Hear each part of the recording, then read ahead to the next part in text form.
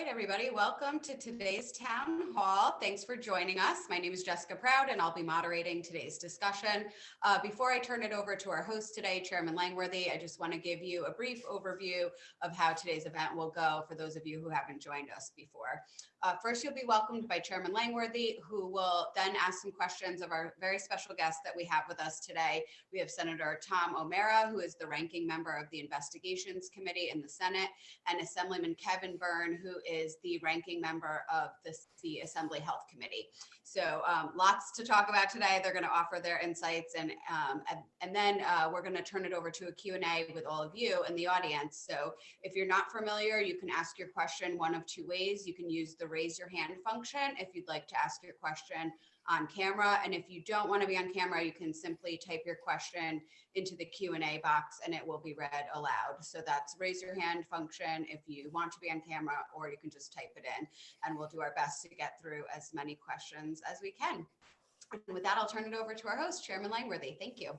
Well, thank you so much, Jessica, and good afternoon, everyone, and welcome to today's New York Republican Party video town hall. And a lot has happened since you were with us last Thursday at noon when we were talking to county executives about the vaccine rollout and the problems that there have been with New York State's response to that.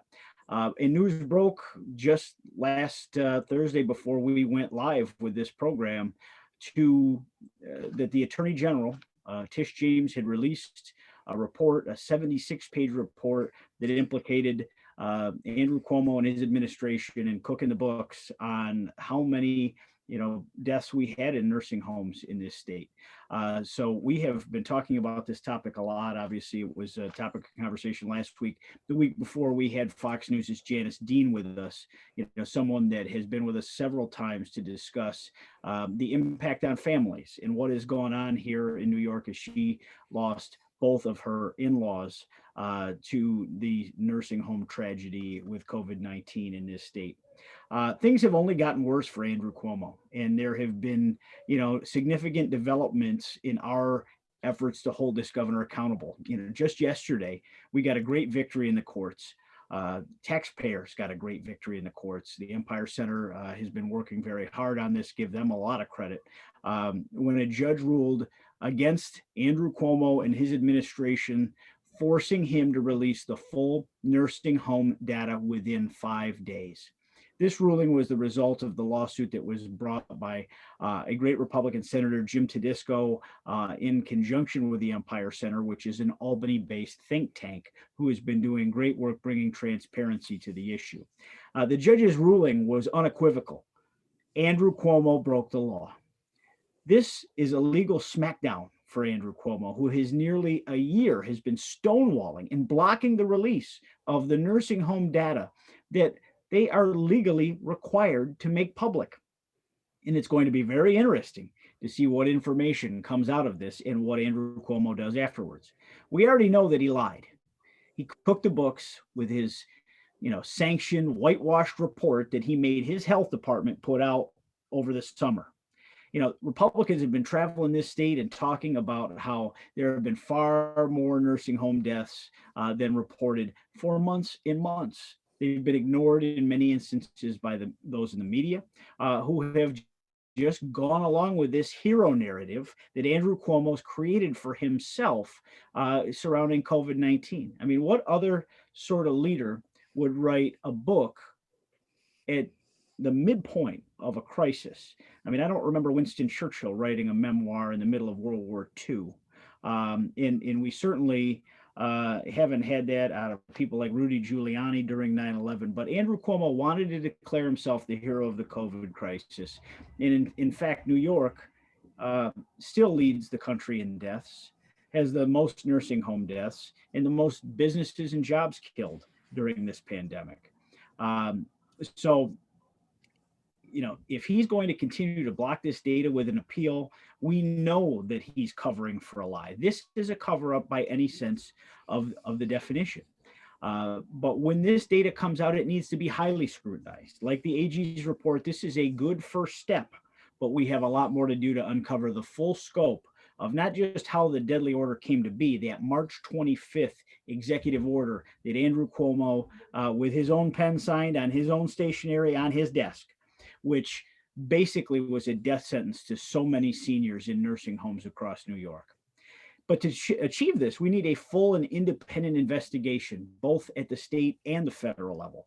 And earlier this week, the New York Times broke a story detailing that there has been a mass exodus of staffers inside Cuomo's administration. And as a result of his corruption and mismanagement, they're looking for the exits, folks. There are a lot of other senior officials that weren't mentioned. We're hearing that there's many more that are looking to get out of this administration before things get too hot. My personal opinion is I think that immunity should be given to those staffers who come forward and speak directly to what went on in Cuomo himself, along with his close inner circle. They must be subpoenaed and give testimony under oath. Anyone who knows New York politics knows there could only be one person who makes decisions in this state government. When he's the governor, he is the sole decision maker. And unfortunately, due to these emergency powers, that is affirmed, and that needs to be repealed immediately. We have a dictator in this state, folks. His name is Andrew Mark Cuomo. He is the one that signed the order. He's the one that ordered the cover-up.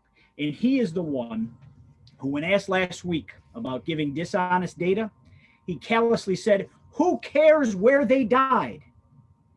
Well, he's the one that needs to be ultimately held responsible. I am really pleased in our panel today, and we have great Republican elected officials around the state. Members of our congressional delegation yesterday signed a letter jointly to the Department of Justice urging that this gets scrutinized in the Department of Justice. Joe Biden promised an independent DOJ. Well, this would be his first test if this is a political body or it's a real independent Justice Department. But we need a real investigation at the state and federal level. Tish James must have the courage to follow through on what she started. And I am thrilled to welcome today two of our great GOP legislators who have been leading the way and are central to this fight. We have with us Senator Tom O'Mara, who is a great friend, and he's someone that is the ranking member of the Senate Investigations Committee. And we're also joined by Assemblyman Kevin Byrne, who is the ranking member on the Assembly Health Committee. Both of these men have shown incredible leadership through this pandemic and continue to be true champions for not just the victims of Cuomo's deadly order, but for all New Yorkers who deserve the honest truth. Gentlemen, welcome to our video town hall meeting. Thanks for being here. Good afternoon, Nick. Thanks for having us. Thanks. Senator, we'll start with you. I mean, it's been a pretty big week. How about your broad brush strokes here? You know, where do we find ourselves in Albany? I mean, we have, I guess, session light because there's Zoom meetings and there's no public in the chambers or in the buildings. You know, where are we is in the aftermath of the Tish James 76-page report on this? I appreciate Attorney General James coming out with the report last week. I believe that report is just the tip of the iceberg for what we're going to be finding out here as we further our investigations into the handling of the pandemic by Governor Cuomo throughout this period. Now, we need to keep in mind that just 2 years ago, Attorney General James was Andrew Cuomo's handpicked Attorney General candidate. I'm not real convinced that this report she's put out tells the whole story. In fact, I'm not convinced at all. I think it may be an effort just to throw the dogs off the scent of what we've been railing on since the end of March last year, when the governor came out with that fateful order. The report from Attorney General James and the nursing home deaths was based on a sampling of only 10% of the nursing homes in New York State. Further, there was no findings or analysis of what impact that fateful March 25th order had on our nursing home population and how that exacerbated deaths occurring of nursing home residents and those that were ultimately transferred from their nursing home with COVID to a hospital where they ultimately died. We had a great quote from Senator Tedesco yesterday at a press conference we had. He goes, so the way governor counts these, if a nursing home patient was being transferred to a hospital with COVID and died in the ambulance on the way to the hospital, but that wouldn't be counted as nursing home death or a hospital death. What would it be? An ambulance death? We're the only state that has been keeping separate tallies on these numbers. And the only thing the governor comes out with and his health commissioner, Howard Zucker, who is the governor's lapdog and a true political hack in every sense of the word. The governor says jump and he says how high. It goes back to Zucker was the one that ultimately made the decision for Cuomo to not pursue natural gas exploration in this state.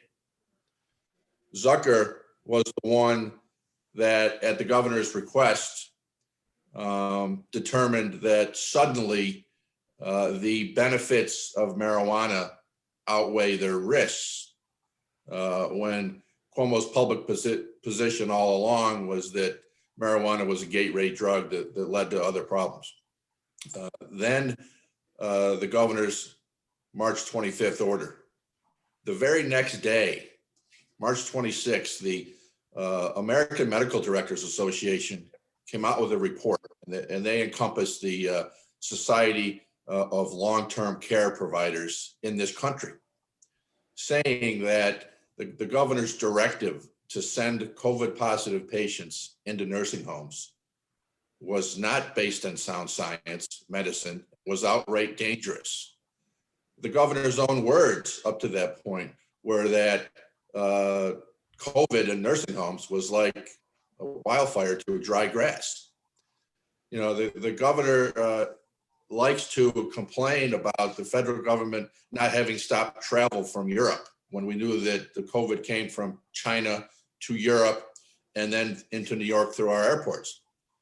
But before we ever knew we had any in New York, we knew that in Seattle, nursing homes were being the hardest hit and the most impacted right off the bat from this COVID infection. Yet the governor went ahead and did that order on March 25th, claiming to have the need to open hospital beds that were overloaded. The Jacob Javits Center that was set up by the Army was never utilized. The USS Comfort that was sent to New York was never utilized. There were plenty of places to send these overflow patients if they were recovering from COVID. And the directive went so far as to say that the nursing home couldn't require a COVID test before accepting the patient in from the hospital to the nursing home. How is a nursing home in that situation supposed to know whether to cohort that patient, whether to segregate that patient into a wing that's just COVID positive patients or put it in the regular population of non-infected patients without having a test advance of that?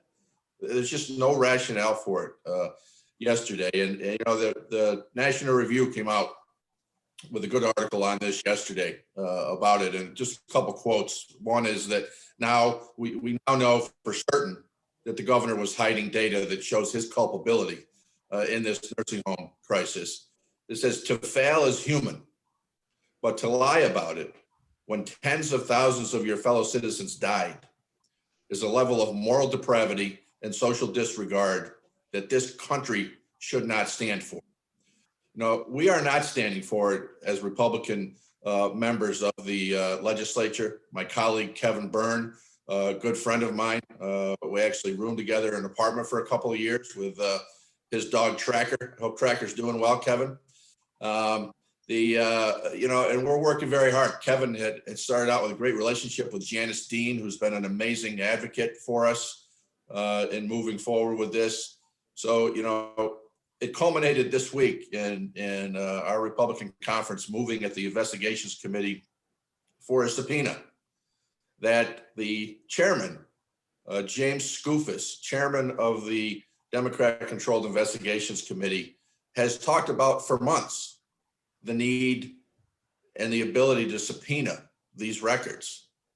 Well, he had a meltdown in a hissy fit at the committee hearing when we moved for a motion for the majority of the committee by a vote to issue a subpoena demanding these records, which, as you indicated yesterday, the court finally ruled the Empire Center will get, and we'll be getting those. But, they went so far as to mute my microphone at the hearing, allowed me not to rebut the baseless arguments that Chairman Skoufis and the Democrat counsel for the committee came up with, that it needed to be in writing. There is no such rule, that requirement. First and foremost, this chairman, as chair of the investigations committee, can issue a subpoena on his own initiative. I moved in front of the entire committee that we take a vote of the committee to issue the subpoenas to get to the bottom of this. He didn't even let the committee vote on that motion. They have a super majority. We get it. They control everything in New York State. The Senate, the Assembly, the governor's office. We have, the legislature is derelict in their duties in this pandemic and in everything in state government. There is no legislative oversight of the executive. There is no checks and balances. We have now, as a Senate conference of Republicans, moved 10 times on the floor of the Senate to end the governor's emergency powers that were granted in March. We started making those motions back at the end of May last year. So it's way past time for these super majorities of the state legislature to get back in the ballgame, to get involved in oversight of this executive power that has run amok.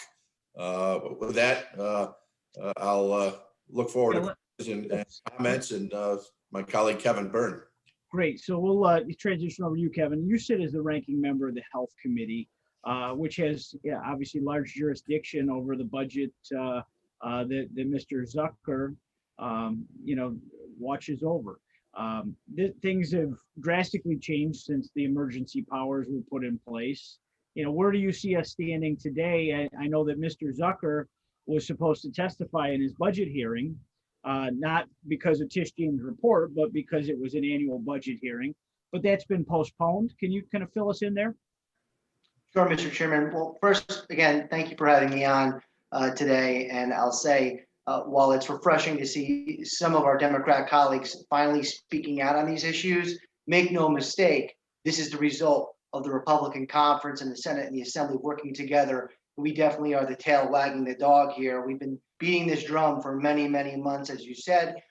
We were supposed to have our health budget hearing yesterday, February 3rd, and that was rescheduled to later, February 25th. Obviously, it was around all the information that was being put out, pressuring the Department of Health to get this information out. Colleagues of ours made it very clear that it was going to be a very uncomfortable hearing for that health commissioner should that information not be put out. They then postponed it. I believe part of the excuse was he was going to be at a press conference or briefing with the governor. I don't know if that briefing ever occurred yesterday or not, but it seemed clear that it was a result of the pressure from our colleagues in the Assembly and the Senate. Ultimately, the AG's report came out, which really pushed the DOH in a corner where they finally gave out a total number. But I think that's also important because the DOH's response was in somewhat a political response to political pressure. The AG's report confirmed and validated what many of us have been saying for so many months, that there was underreporting and undercounting when you're doing an assessment of COVID-19 in nursing homes. The DOH commissioner governor's office can constantly say, oh, the total number didn't change, but the total number as it pertained to nursing homes definitely changed. So much so that the DOH finally gave out that full number, but without any details. And I bring that up because the AG's report said it could be as high as 50% more. The DOH comes out and says, oh no, it wasn't 8,914, you include those other deaths, it's 12,743. Well, Mr. Chairman, that's a 43% increase. That's still extremely significant. And that's the DOH's own numbers that they did not just withhold from the public. They didn't just withhold it from the Empire Center. They held it from their elected representatives in the New York State Legislature. And you have to ask why.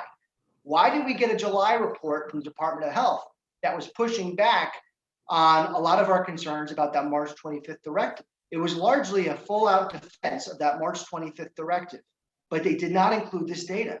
So why did they keep that from us for so many months? I'm very proud of our congressional delegation in New York for pushing the DOJ to act. This started, at least on my end, back in April of last year, 2020, with then Assemblyman Andrew Garbarino, now Congressman, called for legislative hearings into this matter. That we eventually had those hearings back in August. We continued to beat the drum. I joined with colleagues from across the aisle, asking for support from the White House to maybe get this information from the CDC. I mean, this really has been an attack on all fronts. And when the governor says it's political and it's ugly, he's the one that made this political. To me, it's not partisan. I know we're Republicans here. We're on the Republican platform because we want to get this message out to as many people as we want to. But this really isn't a partisan issue. He's the one that said Washington's response was worse than Watergate, that Washington did everything wrong and New York did everything right. Well, we know that was absolutely false. And he was saying that when the Department of Health knew these numbers were much worse than they were letting on to the legislature and their elected representatives. The New York Times article about the how health officials and experts were writing directives and policy in response to what they were learning in press briefings that was previously given by the governor. That's ridiculous. This governor has a tremendous amount of executive power, but the power that he wields, the political power that he wields over the Department of Health should make everybody a bit uncomfortable. The Department of Health should be a place where their mission is public health of our fellow New Yorkers, of our residents, and anyone that chooses to visit this state.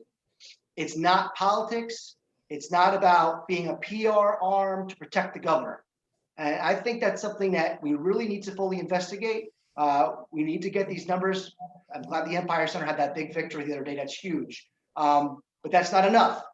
The senator said it right. It's the tip of the iceberg. We need to find out what communications took place into putting that March 25th directive in. Why did they override it in May? What led to the decision to put that July report out? Why did they not include the data that we were asking? All those things are important questions if we're going to expose any wrongdoing and hold people accountable. Well, that's really important. And, Howard Zucker is the central figure in this. But I think it's really important that he's really not the scapegoat, because that would we know who's at the center of any cover-up decision. Andrew Cuomo is a notorious micromanager. He's someone that controls by fiat. You saw it in the Percoco, all the unpacking of the scandal around economic development. He's very careful. He could teach a master's class on how to run the state government. He knows where to hide things. He knows how to shield his involvement. He's done a brilliant job of that. But Howard Zucker is a patsy. I mean, in my opinion, he is like the Lee Harvey Oswald of this situation. And I think it's important that the focus is not just on the bureaucrat who is a bagman for the governor. There is no independence. And that's what's important for people to understand. The health department is not independent of the governor. It is strictly an arm of his office. There is zero information that comes out of that health department that he doesn't sign off on. And there is no separation whatsoever. So, he has just as much control over the health commissioner as he does his communications director. And, these people serve at the pleasure of the king. And the king is in the middle of this. What comes next, I guess, that's where I think there's a little confusion. People don't understand what is the next step here. Everyone's anticipating Zucker's testimony, but that's a budget hearing that I'm sure this will dominate.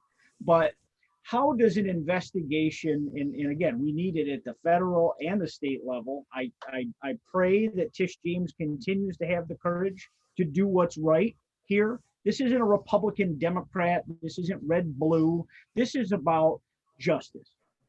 And listening to Janice Dean for 5 minutes, you get a window into the heartache that these families have had to suffer. In so many of them in silence. They don't have a voice. We need to provide a voice to the voiceless. And, I think the great work that you've both been doing has done that. And you've both, been featured on many news programs. But, I guess we'll start with you, Tom. What's next from the perspective of the state legislature? What sort of hearings or investigations are available through the subpoena power of the Senate or the Assembly? The Senate majority has broad powers to investigate, to subpoena, to call witnesses. And that was part of what the effort was on Monday morning at the Investigations Committee hearing, to push the Democrats, who really have been all talk and no action up until this week on this, saying that, yes, we need this information. We're going to issue subpoenas if we don't get it yet. It's been 11 months and nothing. I think we need to, first of all, get all the records so we know what the actual numbers are, get it as the way the Empire Center has requested it so that we get it in a timeline to know what the actual ramifications were of those decisions that were made. And we do need to get to the bottom of who made that ultimate decision, which I have no doubt was Governor Cuomo himself on the directive to send nursing home patients back into hospitals. If you recall, one of his daily celebrity shows throughout the pandemic in April, he was asked by the media, what about this order sending COVID positive patients from hospitals into nursing homes? And he feigned complete ignorance. And he turned to Howard Zucker and said, what do you know about that? And he, stammered and hummed for a little bit. I don't doubt for any second that was an outright bald-faced lie by our governor, as we see it day in and day out, that he knew full well about that order. Also, we've learned since then, and the New York Times article highlighted this week the 9 executives that have left the Department of Health and the head of the Wadsworth lab that is a world-renowned laboratory that has been leading the way on diagnosis of and the testing for COVID. But back in July, the New York Post had an article on July 1st that an individual who'd been with the health department for 34 years, Mark Kissinger, he was in the health department under Governor Pataki. He's been through several administrations in the health department. He was the top Department of Health official overseeing the division of nursing homes in New York State. When the New York Post did an article about his retirement, they mentioned in the article that even though he was overseeing all the nursing homes in the state, he had nothing to do with that fateful order of March 25th.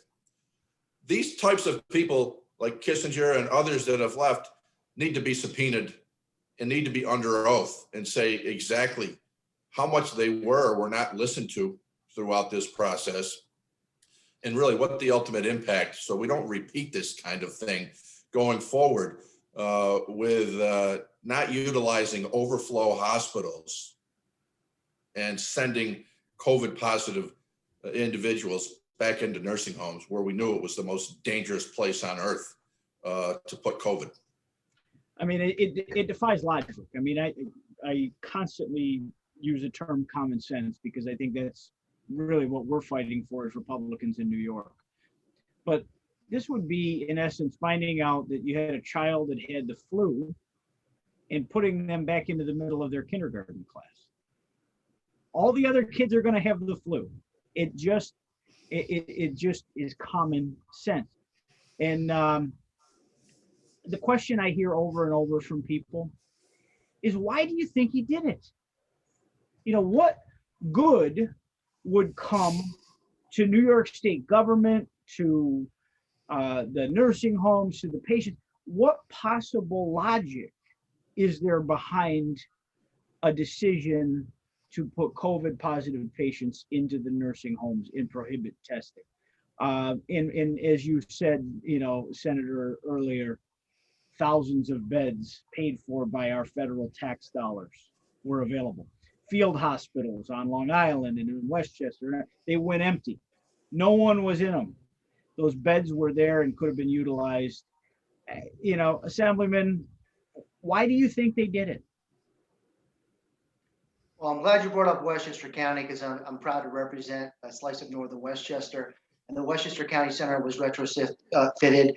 Federal government spent millions and millions of dollars to provide the support that was requested of them during the height of the pandemic in the spring. Not a single person stayed over in a Westchester County Center. So if someone says, oh, we don't want to put a senior from a hospital, put them in a ship. Well, you know what? There was a lot of other options before you had to go to this severe option. I like to think the best of people. Maybe during that time, the governor was so concerned and so scared with the projections that he was seeing that this was the absolute last back to the wall decision to do, is we're going to put people in these nursing homes. I don't know. I mean, that is literally the last thing you'd want to do, particularly when you asked for these services and you had these services readily available. I still want to know, why was that March 25th directive just randomly, it just disappeared from the DOH website? And when they rescinded it, or you could talk about they overruled it, because when it was announced in mid-May, oh, we're going to have this new directive that you're not going to be putting them in nursing homes. Well, then we asked, so is the March 25th directive in place? Oh, yes, they coexist. Well, they also contradict each other.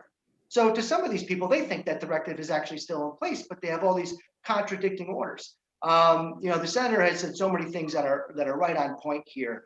I would just add that it is tiresome to hear some of their defenses on this. Oh, that directive was in compliance with federal guidelines. That is absolutely not true. That has been debunked by the federal government, by the CMS administrator. PolitiFact has ruled on this. And it's one of the things that's concerning, because even the AG kind of pandered a little bit to that line in her report, but then also said that it likely could have increased harm and death in nursing homes. We got to be very clear. That directive did not follow the federal guidance. And that's why, as far as legislative action, the senator and I both support an independent investigation from our state entities. The legislature has subpoena power for a reason, so we should use it. I also support our congressional delegation's call for an investigation by the DOJ. It's worth noting that the Department of Justice launched an investigation under the Trump administration. But while people got very excited about that investigation early on, it later became clear that was more focused on publicly run nursing facilities. There's a lot more nursing facilities in the state of New York than just publicly run ones. And if you look at the sample from the AG's report, those 62 nursing facilities, it's much more expansive. The issue is much more expansive. The loss of life is much more expansive. So the DOJ needs to expand their investigation to delve into all of the communications related to the state's COVID-19 policies as it affected nursing facilities across the state. And that's important too, as they subpoena information by the governor's office, the DOJ also needs to expand that investigation. That's very well put. I guess we're going to never understand, what the motivation is until we get answers. And that's why this investigation must continue. Public pressure needs to continue. You are going to hear a lot about this from elected officials across the state. Normally we have issues that divide us by geography. There's upstate and downstate, and there's way too much played about this. This is everyone. This loss of life took place from the tip of Long Island all the way to the western end of the state, and these policies cut everyone equally. And there are families that are dealing with a tremendous amount of pain and no answers. Is their loved one lost their life to this terrible virus, and they weren't able to say goodbye, and they weren't able to have that final moment because they were sentenced to this by the governor's executive order. And getting to the bottom of this, I think, is just about fairness in government. I was asked by a radio host today, what do you think should be the ultimate outcome?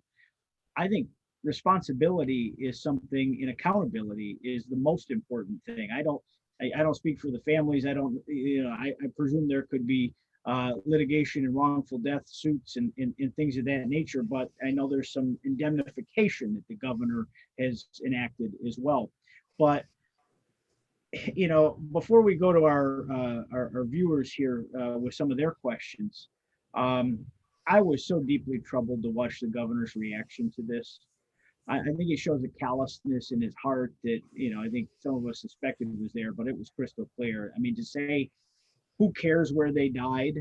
That's right up there with having, somebody that's a big mouth like Rich Azzopardi, his spokesman, attacking the family of Janice Dean and saying they're practicing a death cult. This shows the darkness of the people that surround the governor, and perhaps the governor himself. He'll have to answer to that. But when I watch him try to blame God for his own decision, blame the federal government, blame God, blame anything, and just flounder up there. But you know what he never said? He never said what he said last summer when people were complaining about business closure. And he says, if you don't like it, blame me. Well, when it's your signature on the piece of paper and you signed it with your pen on your big boy desk, that's your responsibility, Governor. You did this. You sentenced those people to death. So that accountability is what I think people are looking for. We need accountability also in the media to make sure that this story does not get silenced.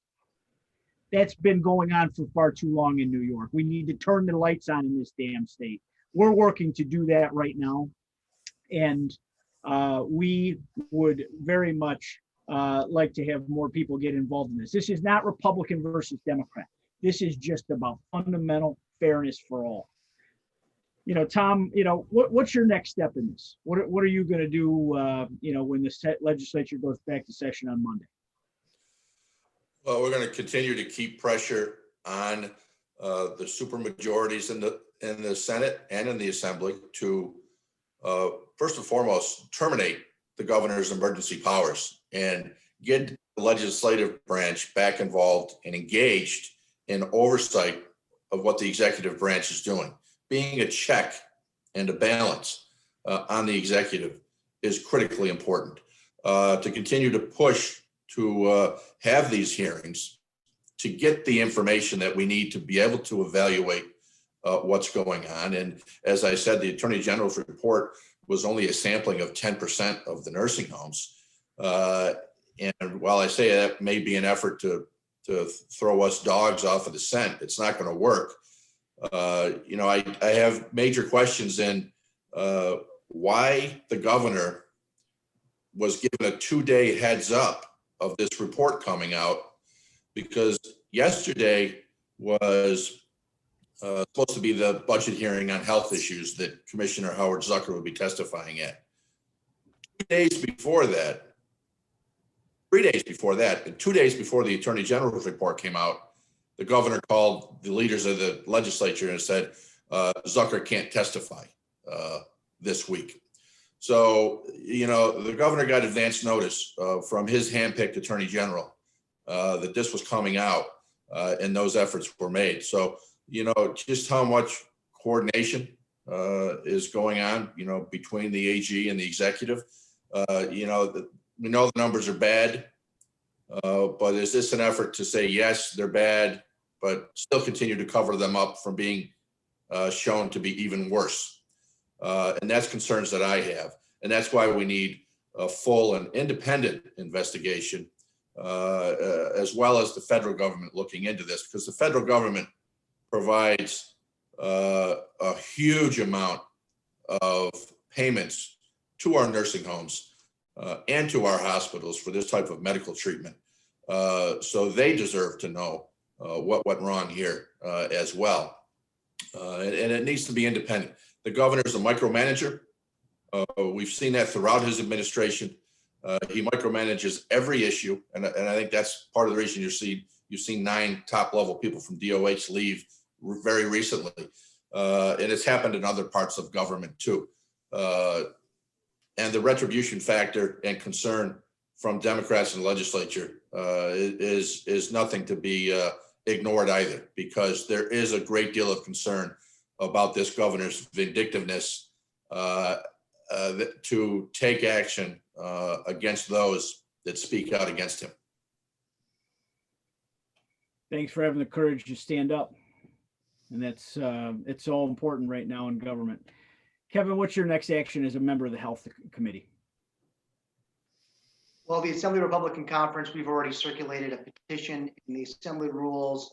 We have the option of petitioning our colleagues by getting a majority of the committee members to compel chairs to have a committee hearing. And we did that, making it clear it would be a hearing for the explicit purpose of subpoenaing the Department of Health and the governor's administration. So we've circulated that. Certainly, we continue to call for federal entities to continue their investigation. And I want to make something clear too. It's refreshing to see colleagues across the aisle finally coming around and celebrating things like the court victory for the Empire Center. The chairman of the Health Committee, who's a colleague of mine, very liberal, and I don't think he would be offended by that. He actually came out with a statement saying, this is important data that we in the legislature and countless New Yorkers have been demanding for months. The health department says it is already complying with the FOIL demand, and it should also announce it will not appeal this court decision. I actually agree with that because there's an option for the DOH to appeal that court decision and drag this out even further. But here's the point. The full number that they've given us, that's not enough. Saying, oh, it's now nearly 13,000. We need to know where those deaths occurred. We need to know when they occurred. Did they occur all in April? Did they occur in May? Did they occur in one borough of New York City? If we're going to do a thorough assessment of the damage, we need to get all those numbers and continue to push for a true independent investigation. Only then will expose any wrongdoing that may have happened, any bad policy, and hold people accountable. Well, I would note, Nick, yes. Nick, if I may, on the accountability and the need to look further than what the AG is doing. Obviously it's just a 10% sample at this point, but for the day after, the Empire Center has been foiling these documents since August 1st of last year in the court system, decision after decision, extension after extension. And then the day after the AG's report comes out, Howard Zucker and the Department of Health issue findings that are remarkably consistent with what the AG's findings were. Seems to be some coordination going on here, and a much deeper dive into this is necessary. We have our first question from the audience. Monisha Parker, welcome. Monisha, are you with us? Yes. Hi, Monisha. Can you hear me? Hi. Yes, Okay. The first question is, why is it that the AG waited so long for this report come out? Because the timeline is off, and I keep saying it to Tom on Twitter. I don't believe her. I really don't believe her report because the time frame doesn't add up. It doesn't really add up to what she's saying in her report, because the simple fact is that she said in her time, the first paragraph, she said between March 25th or March 4th to August 4th. The question is, why is it that the numbers was changed between August 19th and 20th on the death toll, whatever, through the New York Times? So it's between New York Times or Andrew Cuomo changed these numbers. And this is why I don't trust the AG's reports, because it's different reports and different numbers in different places, you know, and also that he looked at reports before she posted the report. Hello? Yeah, Yep. you're still on. Right here. Oh, okay. So he looked at the report before she posted, right before she presented to the state assembly and the state senate. But 4 hours later, here comes Dr. Zucker with his report. So do you see that Andrew Cuomo dictate the whole thing? I mean, it was a time frame here. You know, I've been posting information to New Yorkers about the real actual numbers of the cases and the deaths. And the deaths total is incorrect on the website. The death total is like 44,000. And the death rate goes by ages. And you got like between 65, 75, it's a higher number than the age group. So, okay, I'm Monique, sorry. thank you so much. We'll get their answers to your observations there. I mean, there's inconsistency in the reporting. The one thing that I think we have to touch on that she brought up is, you know, that Zucker himself issued that whitewash report over the summer. You know, and I think the governor thought that would be enough to shut us all up, and everyone would just be A-okay with him saying, you know what, nothing to see here. You know, were there things in that whitewash report that he had, Lee Harvey Zucker put out, that actually could have criminal implications through if this is found to be a cover-up? Well, that's I'm certainly, not sure about the. go ahead. Go ahead, Senator. I'll follow up. Okay, I'll go. I would say that is one of the biggest things that we need to look at, because that document was produced and shared with the public, with the legislature. And when we do get the complete data, and that is, you know, Manisha's point is very well made and put, because that's why we're asking for this information. There is inconsistencies, and the timelines that they've used, all that could completely change based on the input of these other fatalities, that people got COVID-19 in nursing homes and maybe died at a hospital.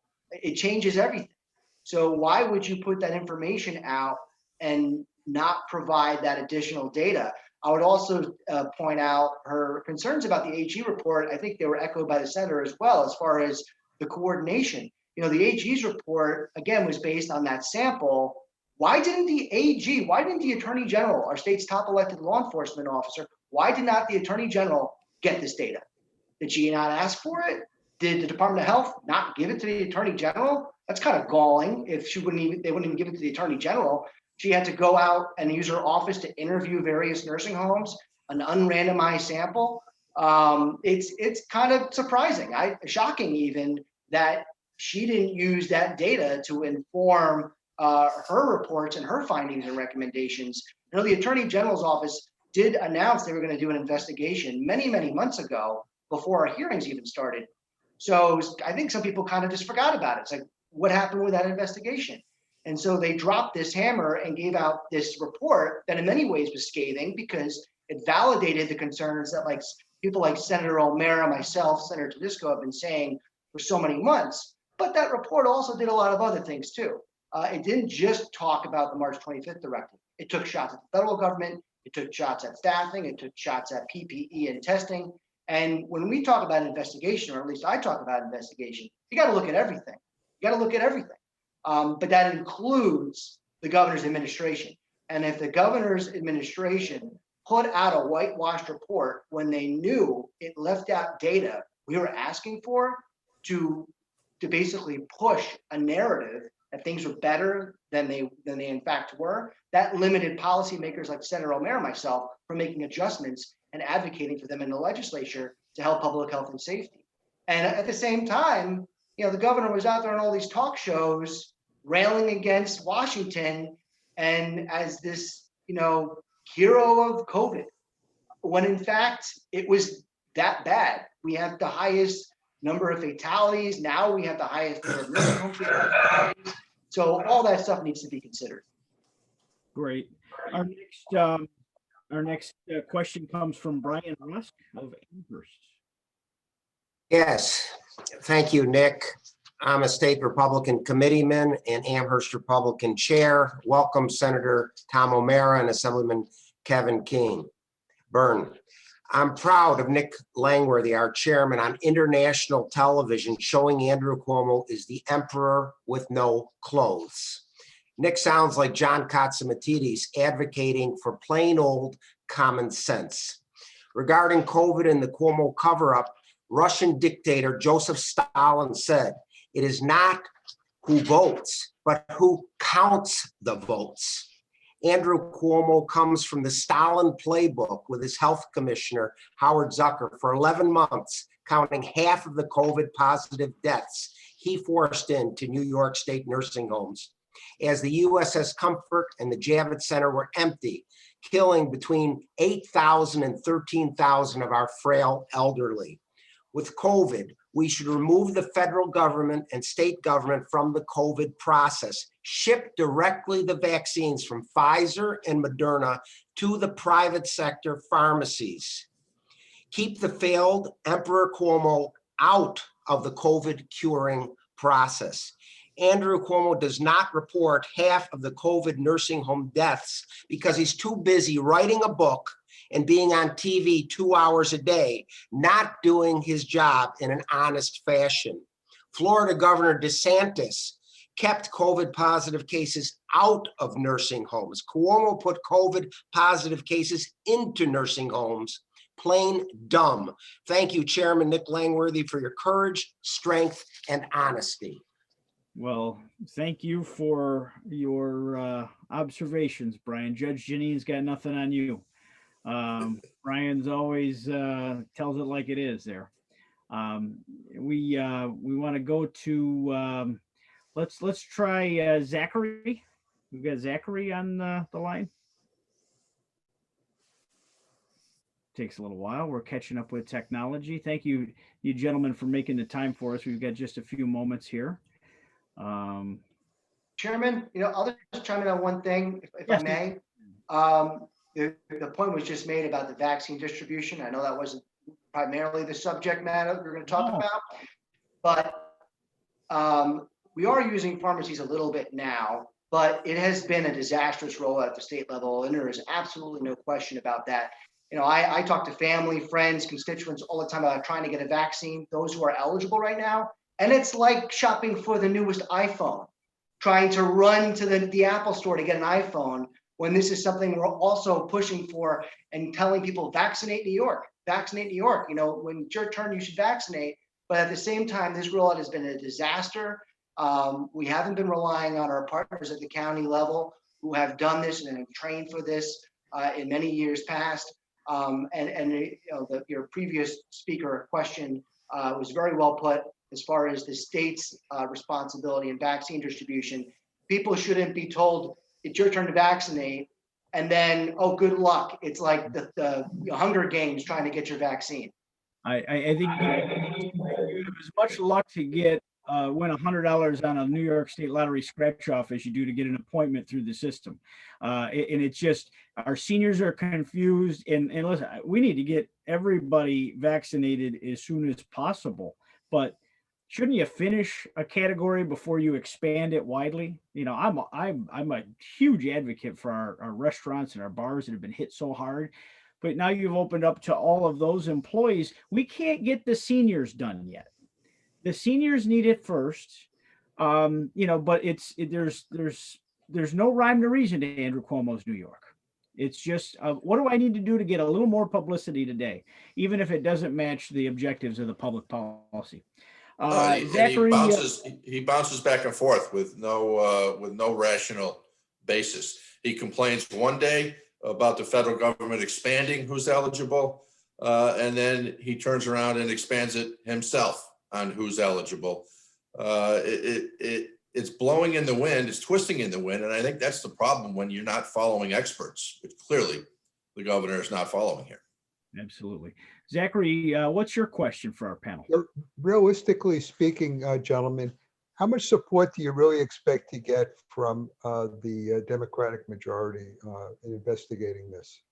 Well, we've been pushing for this for months, and we're finally starting to see movement this week. You know, we saw the Assembly Majority conference with some anonymous sources earlier in the week about them complaining at their conference that the governor has outright lied to them about the nursing home situation. We now have Senator Liz Krueger, who's the chair of the most powerful committee in the Senate, the Finance Committee. I'm the ranking Republican on that committee. Senator Krueger just came out and said that it's time maybe we think about limiting the governor's emergency powers.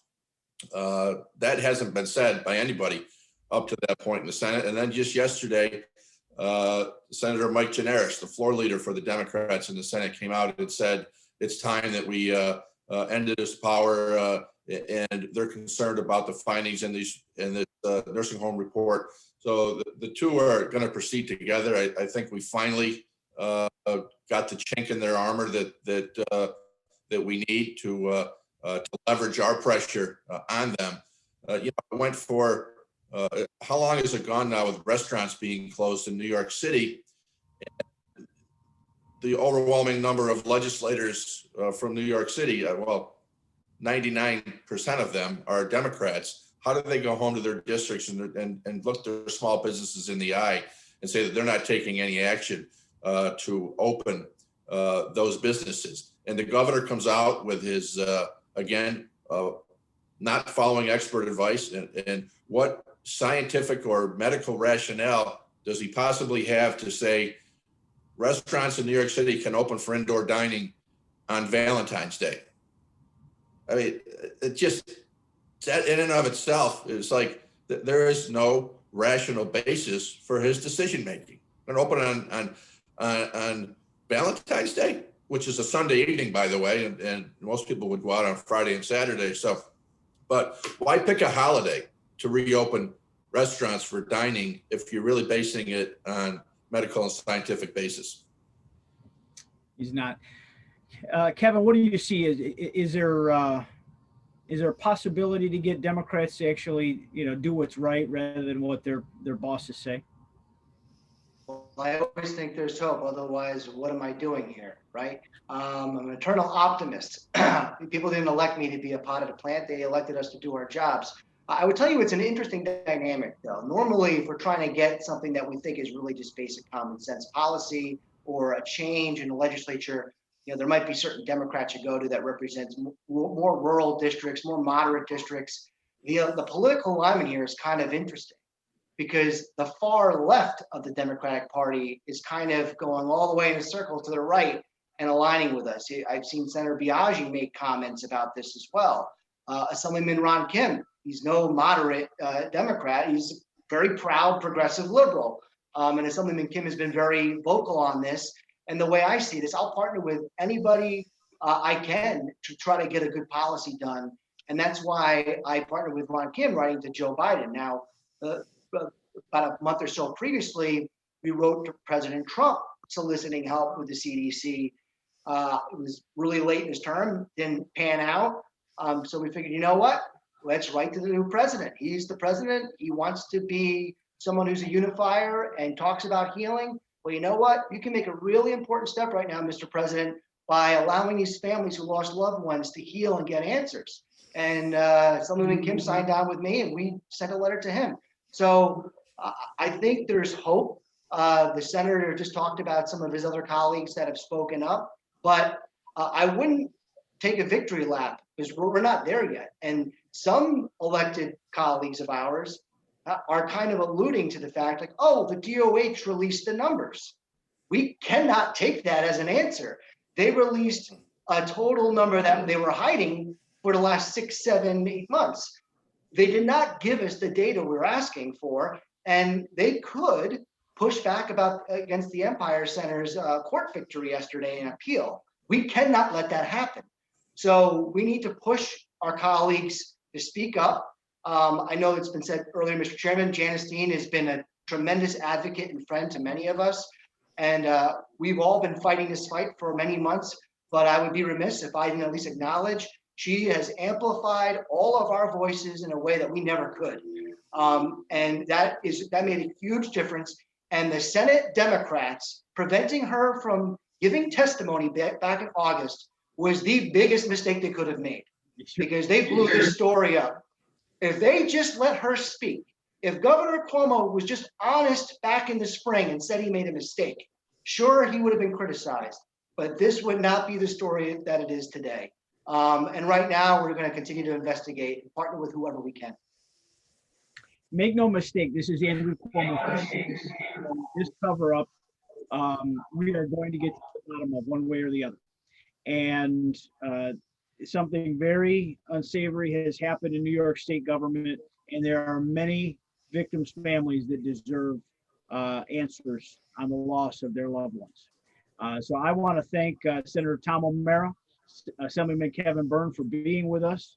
I want to thank you for viewing with us today and joining us, as many of you do each and every Thursday, as we try to bring the top issues that are going on in the Republican Party and government and politics in New York State, bring them, to you through these, these channels so we can communicate. You can join us through Facebook Live, right through the Zoom platform. We put the programs afterwards on YouTube so people can watch them throughout the week.